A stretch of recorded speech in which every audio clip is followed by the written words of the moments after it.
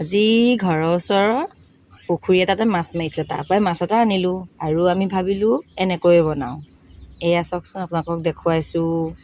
মাছে জিকা বিলাহীয়ে বনাইছোঁ সৰিয়হ দি, আৰু মাছৰ মাথা মুৰিঘণ্টা বনাম বুলি ভাবিছিলোঁ মগু দাইল দি। এয়া সকলো কাটি লৈছোঁ। কাটি লৈ এতিয়া আৰু আমি লাহেকৈ বনাবলৈ ল'ম এতিয়া দেই। এইটো মাছটো দেখুৱাই দিছোঁ দেই ৰাইজ। এয়া মাছটো ফ্ৰাই কৰিবলৈ লৈছোঁ। তেল দিলোঁ কেৰাহীত। এয়া মাছটো তেলতে দি দিলোঁ দেই, ফ্ৰাই কৰিছোঁ ধুনীয়াকৈ।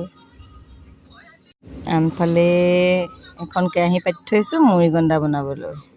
এয়া সকলোবোৰ ৰেডি হৈ আমি ভাত বাঢ়িবলৈ লৈছোঁ দেই। এয়া মুৰিঘণ্টা, এয়া আমাৰ চব হৈ গ'ল। এয়া মাছৰ জোল, মুৰিঘণ্টা, এয়া মুৰিঘণ্টা আৰু এয়া ফ্ৰাই মাছ। ভাত হৈ গ'ল।